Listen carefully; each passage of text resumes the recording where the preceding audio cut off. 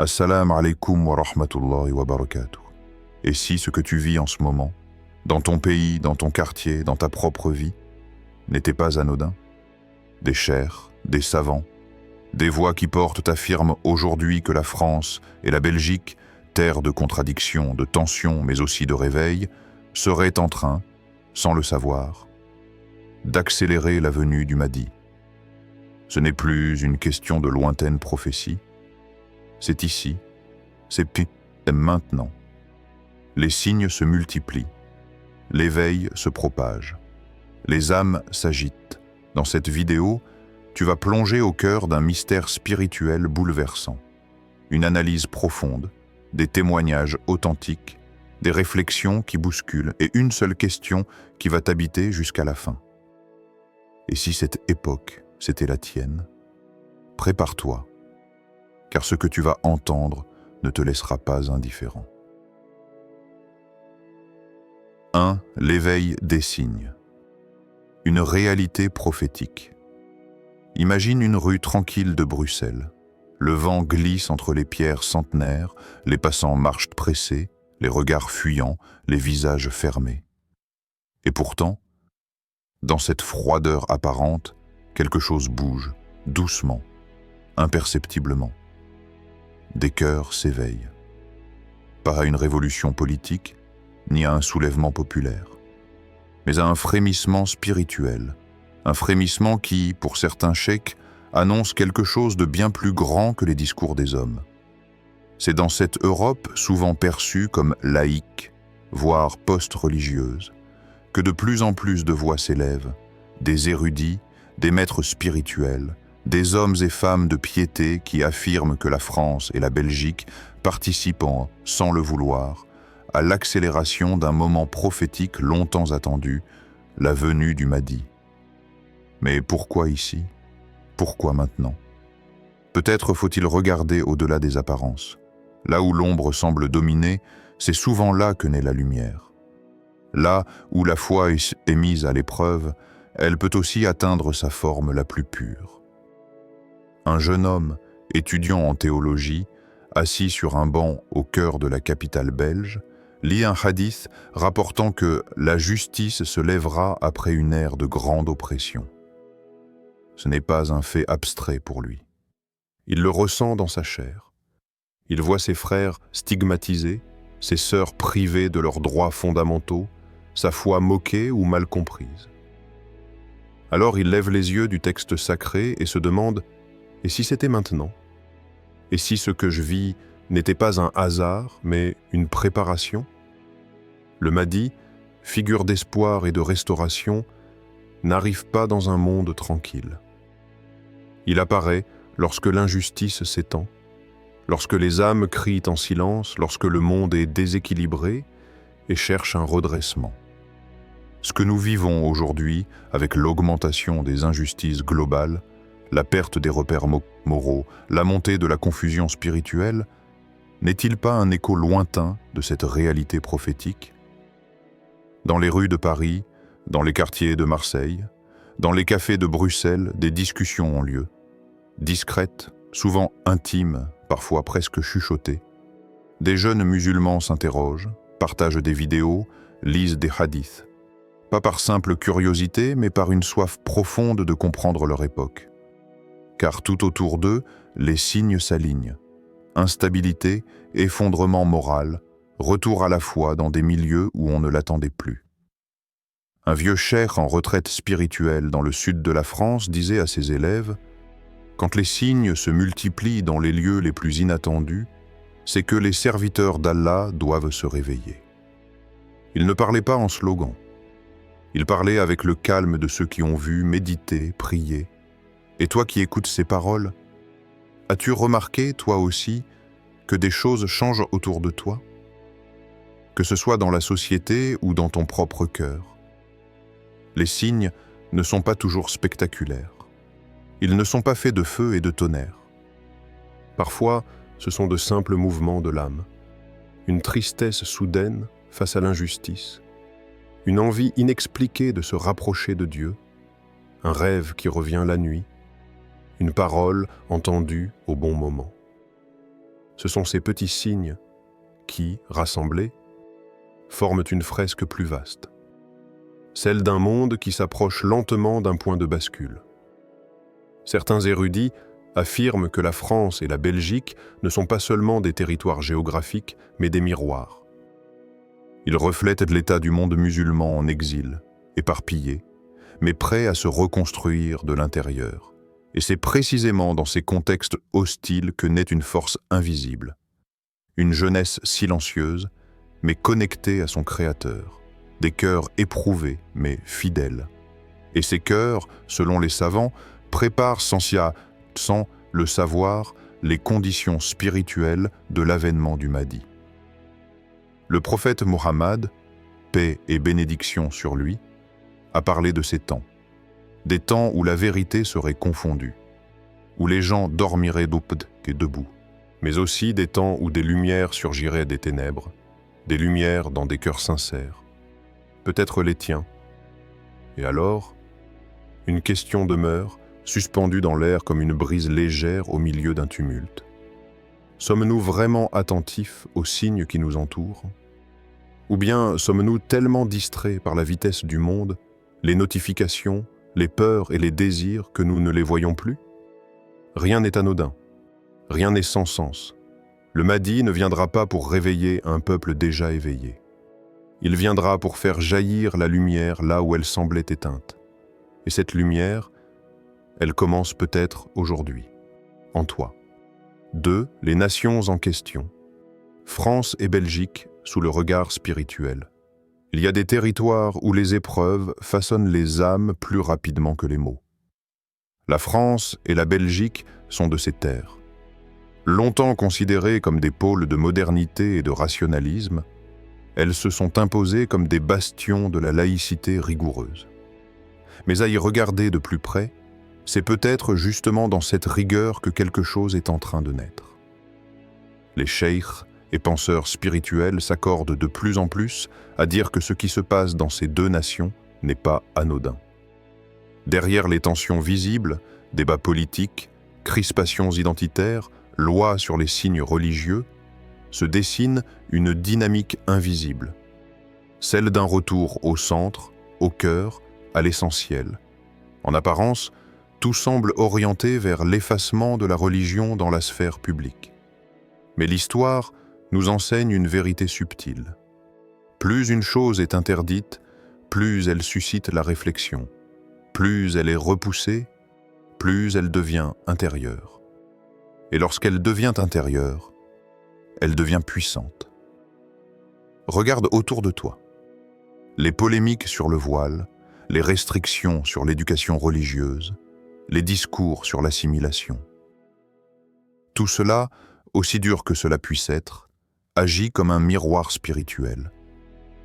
Il renvoie les croyants à une question fondamentale. Qui suis-je vraiment si ma foi est mise à l'épreuve?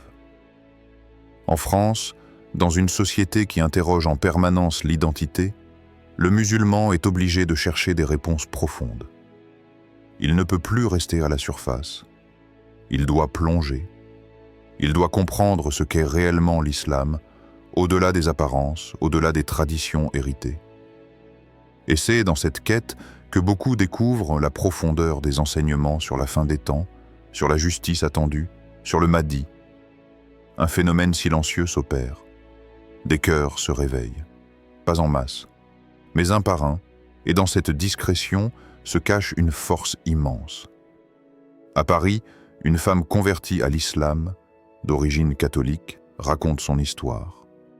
Elle travaillait dans une institution publique, entourée de collègues qui la regardaient avec suspicion dès lors qu'elle mentionnait sa foi.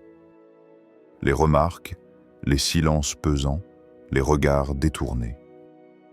Elle pensait au départ que cela briserait sa foi. Mais c'est l'inverse qui s'est produit. Un jour, dans une librairie islamique du 18e arrondissement, elle tomba sur un petit ouvrage évoquant les signes de la fin des temps. Elle l'ouvrit par curiosité, sans s'attendre à ce que cette lecture bouleverse son cœur.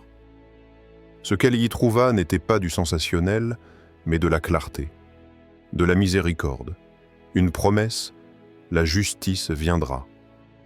Elle lut sur le Mahdi, sur l'homme qui, à la fin, rétablira l'équilibre. Ce jour-là, elle pleura. Non pas de peur, mais de soulagement. Elle comprit que ses épreuves personnelles faisaient partie d'un récit bien plus vaste. Et elle jura de ne plus jamais se plaindre. En Belgique, dans les quartiers de Molenbeek ou de Schaerbeek, des jeunes redécouvrent leur foi, non pas comme un simple héritage culturel, mais comme une nécessité existentielle. Ils sentent que les valeurs de l'islam, justice, fraternité, sincérité, sont les seules à pouvoir donner un sens à ce monde en perte de repères. Et au milieu de ces recherches, le nom du Mahdi revient souvent, comme une ancre, comme un cap. Ce qui est perçu par certains comme une crise religieuse est, pour d'autres, un éveil. Le rejet pousse à l'introspection. Les attaques identitaires poussent à la construction intérieure. Et les politiques de division poussent à la reliance avec le divin. Dans les cercles soufis discrets de Lyon ou de Liège, on médite sur cette période. Les maîtres disent « Allah purifie les cœurs par les épreuves et les peuples par les contextes. Ce que la France et la Belgique vivent n'est pas une malédiction, c'est un test. Et ceux qui le comprennent deviennent des lanternes pour les autres. Une lanterne n'éclaire jamais pour elle-même. Elle éclaire pour celui qui cherche. Et dans ces nations, aujourd'hui, de nombreuses lanternes s'allument. Parfois chez les convertis, parfois chez des jeunes nés musulmans mais qui redécouvrent leur foi sous la pression de l'extérieur. Les cheikhs observent cela. Ils voient dans ces contextes une main invisible à l'œuvre, une main qui prépare les esprits à accueillir un temps nouveau. Car avant que le Mahdi ne se manifeste extérieurement, il doit être accueilli intérieurement. Et cette préparation passe par la patience, la douleur, la compréhension, parfois même par l'exil intérieur. Alors toi, frère ou sœur qui écoute ces paroles, as-tu déjà considéré que ce que tu vis aujourd'hui, cette difficulté, cette pression, cette incompréhension, n'est peut-être pas une punition, mais une opportunité? Les épreuves que nous vivons sont-elles des obstacles ou des opportunités pour renforcer notre foi? 3. Le Mahdi. Espoir et réforme dans les enseignements islamiques. Il est un nom qui résonne comme un murmure dans les cœurs croyants. Un nom porteur d'espoir, de justice et d'accomplissement, le Mahdi. Non pas une figure mythique, mais une promesse spirituelle ancrée dans les profondeurs des enseignements islamiques. Une lumière qui surgira quand les ténèbres sembleront triompher. Un souffle de réforme, quand le monde aura suffoqué sous le poids de l'injustice. Depuis les premiers siècles de l'islam, les savants ont rapporté des hadiths décrivant cette venue. Le Mahdi ne prétendra pas être un prophète. Il ne revendiquera pas un nouveau message. Il viendra simplement restaurer celui que l'humanité aura délaissé. Il sera un réformateur, un juste, un serviteur d'Allah, guidé par la lumière intérieure et la sagesse divine. Le prophète Muhammad, paix et salut sur lui, aurait dit « Même s'il ne restait qu'un seul jour à ce monde, Allah enverrait un homme de ma descendance, dont le nom sera le mien, et qui remplira la terre de justice comme elle fut remplie d'injustice. » Cette parole résonne aujourd'hui avec une intensité particulière. Car l'époque que nous traversons est justement marquée par ce déséquilibre. Les conflits s'intensifient, les puissants écrasent les faibles, les repères spirituels s'effondrent, et l'âme humaine semble en errance. Mais au milieu de cette confusion, des signes se dressent, tels des éclats de vérité. Des signes qui, dans la tradition islamique, précèdent l'apparition du Mahdi. La prolifération de l'injustice, l'effondrement des valeurs morales, des appels sincères à la réforme spirituelle et une recherche collective de vérité. Et c'est ici que l'Occident, et en particulier des nations comme la France et la Belgique, entrent dans la prophétie. Non pas comme ennemis, mais comme des catalyseurs. Paradoxalement, ces sociétés, à travers leurs tensions internes, leurs contradictions, leurs remises en question, créent des âmes prêtes à accueillir cette réforme. Des âmes qui ne veulent plus d'une foi superficielle, mais d'une foi authentique, réformée, purifiée. Dans une mosquée discrète de Belgique, un imam raconte une nuit particulière. Il était seul, plongé dans la prière nocturne, les larmes coulant sur son visage. C'était en hiver. Le silence était profond. Et dans cet instant de sincérité, il ressentit comme une présence, non physique, mais spirituelle, celle des récits anciens qu'il avait lus sur le Mahdi. Il ne vit rien. Il n'entendit rien. Mais son cœur se serra avec intensité. Une sensation d'éveil, un appel, comme si la prophétie n'était plus une simple lecture, mais une réalité qui s'approchait. Il ne put plus se rendormir. Et au matin, il fit un sermon différent. Il ne parla pas de la politique ou des conflits du monde. Il parla du cœur, de la purification, de l'amour, de l'attente du juste. Et ce jour-là, un jeune homme de sa communauté, touché par ces mots, décida de se réconcilier avec son père après des années de rupture. C'est ainsi que les choses changent, pas à pas, cœur par cœur, geste par geste.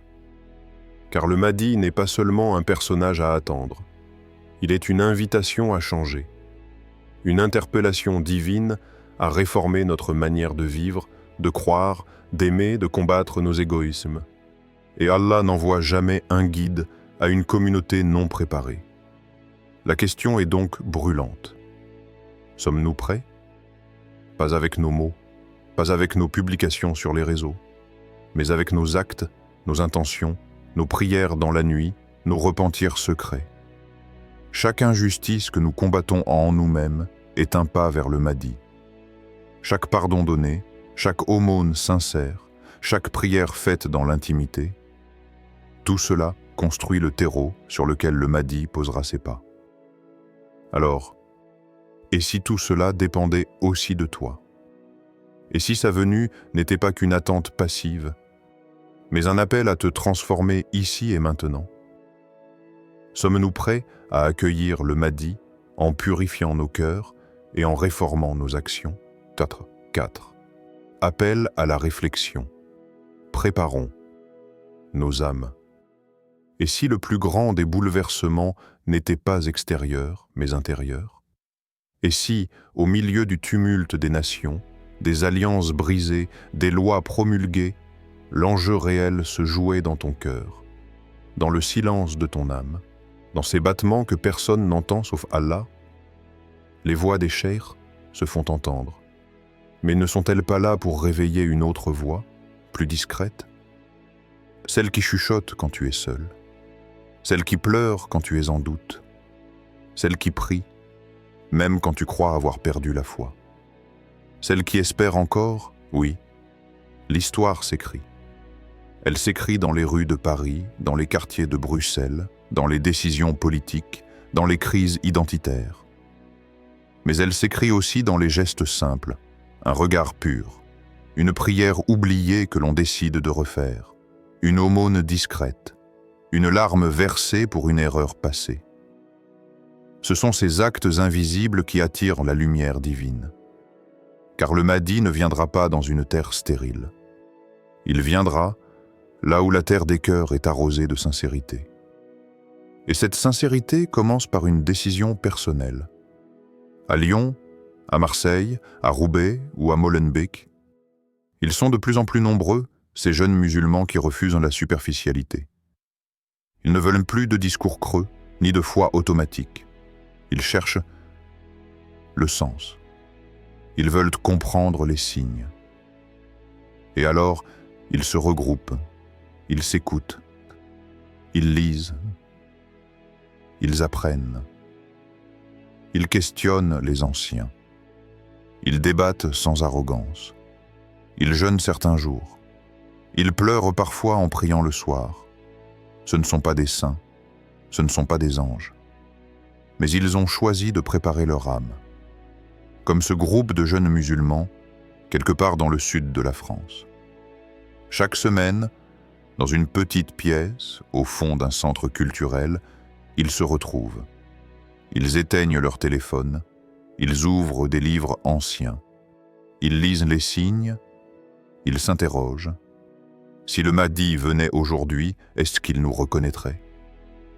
Et cette question, simple, les hante. Pas par peur, mais par envie d'être prêts. Ils ne veulent pas être spectateurs de l'histoire, mais témoins vivants du renouveau. Et toi, dans ta ville, dans ton appartement, dans ta solitude ou ton agitation, que fais-tu pour nourrir ton âme? As-tu pris un moment, aujourd'hui, pour te reconnecter à Allah, pour t'éloigner du bruit et te rapprocher du sens? Car l'attente du mardi n'est pas un sommeil. C'est une veille de l'esprit, une lumière que l'on garde allumée dans l'obscurité, une lampe posée sur la fenêtre de ton cœur disant « Ici je suis prêt, viens quand tu voudras, Ya Rab. Tu n'as pas besoin d'être parfait, tu n'as pas besoin de tout comprendre, mais tu as besoin d'être sincère et d'être prêt à changer. » Les nations, elles, continueront à débattre. Les politiques continueront à s'agiter. Mais les vrais préparatifs se font dans le silence, dans la vérité intérieure.